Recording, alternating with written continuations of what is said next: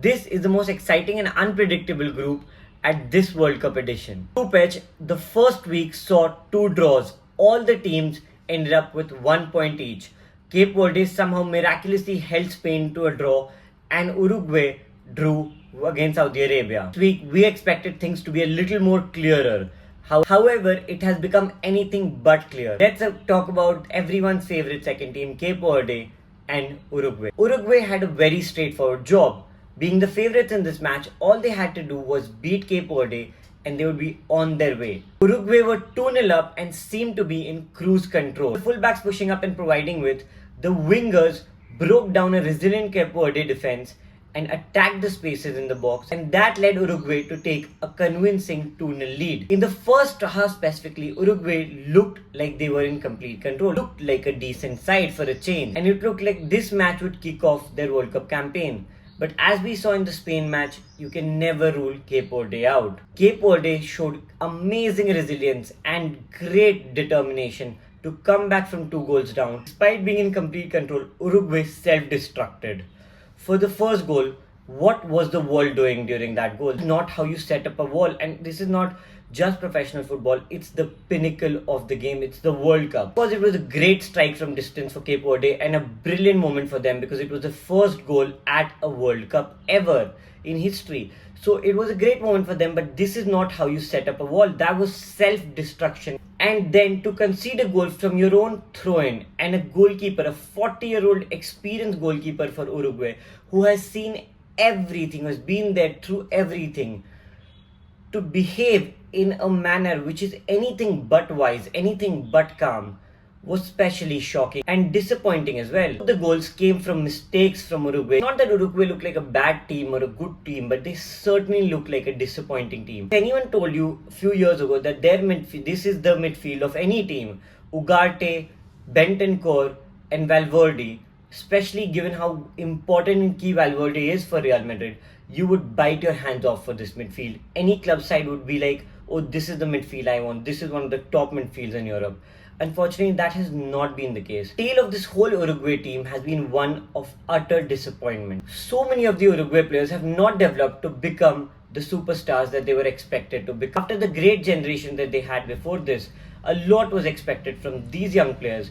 But if you see the likes of Ugarte and a lot of other people, they have not developed at all to a level that was expected of them. Even the winger who used to play for Man United, Pelestri, he hasn't even been on the pitch because of the poor form he's had.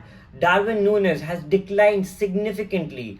His move to Saudi Arabia has not worked out for him in my opinion, because I can see the decline in him already. In the first game as well, he looked relatively poor, and he came on and he actually looked like he was making a difference in this match. Playing in the Saudi League at this stage, when he was at Benfica and firing, we were thinking, oh, this is going to be the next great striker. When Liverpool signed him, there were huge expectations from him. Very sad to see Marcelo Bielsa coming to an end. Now we're talking about a legendary manager here. He has managed at the elite level for over 30 years. He is an incredible manager. Legacy will live for a very long time. Of course it will. It simply looks like the end for Marcelo Bielsa. Whenever it looks like things are going wrong for Uruguay, I just don't see Bielsa being able to make those changes. I will shift the momentum back to Uruguay. When they lose the momentum, that's it for them. Darwin Núñez should be the star of this Uruguayan side, and he should be a regular starter for his country at least. Darwin Núñez to not be a starter and star for this size is actually a reflection of his decline. This is very disappointing because historically, Uruguay are a massive team in the context of the World Cup, and to see this downfall is very, very sad. Uruguay now need to beat Spain to qualify, which is going to be a very difficult task. They were brilliant in their game versus Saudi Arabia. Granted, it was only Saudi Arabia, but the lack of intensity that they had versus Cape Verde was evident even more after watching this game, because in this match, Spain was super intense and were on it since the very beginning. And now I expect them to keep growing throughout the tournament. And it was complete and utter domination by Spain. Lamine Yamal started. He seemed to be building a good partnership with Pedro Porro on the right. Spanish defenders also did not give the Saudi attackers any space or time to do anything.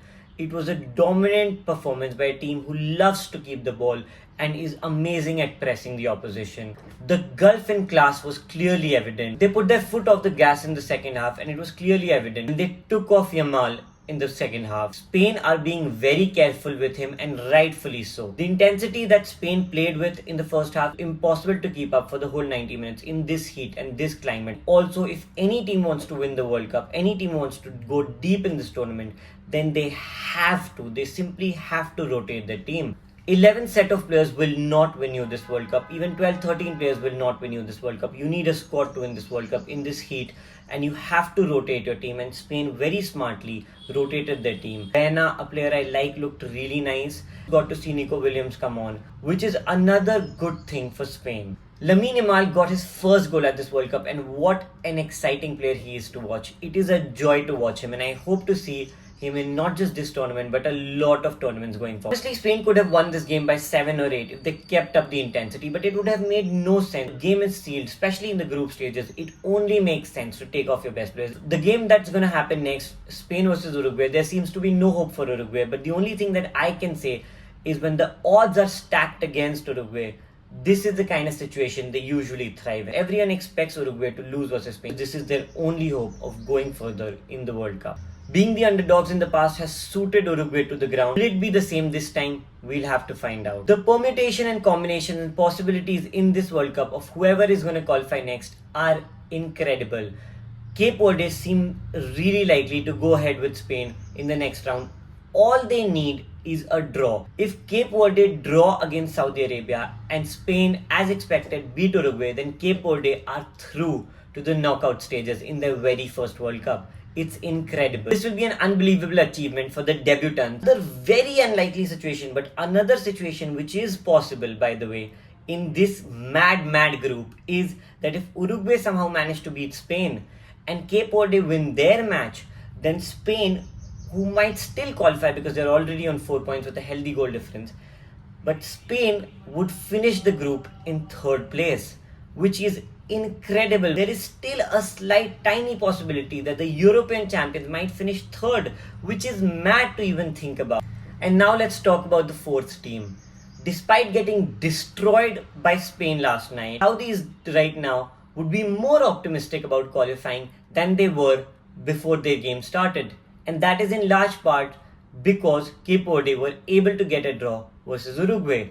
So all Saudis have to do now is get a win against Cape Verde. Cape Verde looked great in both their matches. They have really shocked the world. Against two former world champions, Cape Verde have got 2 points, which is incredible for the debutants. They're expected to just get destroyed in all the games. Saudi Arabia beat Argentina in the last World Cup. So this is no mug of a team. They can do it. And against Cape Verde, I know Cape Verde have looked really good, but Saudis will back themselves. They will believe that they have the quality to beat Cape Verde, because all they have to do is beat Cape Verde and then they go through. So this is another possibility. Saudi Arabia could easily qualify for the next round if Spain beat Uruguay and Saudi win their own game. So all kinds of permutations are possible. This is absolutely exciting. This is unbelievable to see that all 4 teams can qualify. Anyone can finish first and anyone can actually finish fourth.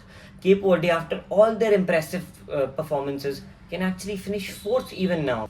For Cape Verde, this will be a very different challenge against Saudi Arabia because they have been major underdogs in both the matches they've played. This game will be different. Saudis will not go all gung-ho while Cape Verde will put 11 men behind the ball and hope to get a goal if they need to. This is not going to be like that. They will have to open up a little bit against Saudi Arabia, and this will be a much more even game than the games that they've had in the context of them keeping the ball. So it will pose a very different challenge for Cape Verde as well. So it's not going to be a very similar game, and it's not all said and done.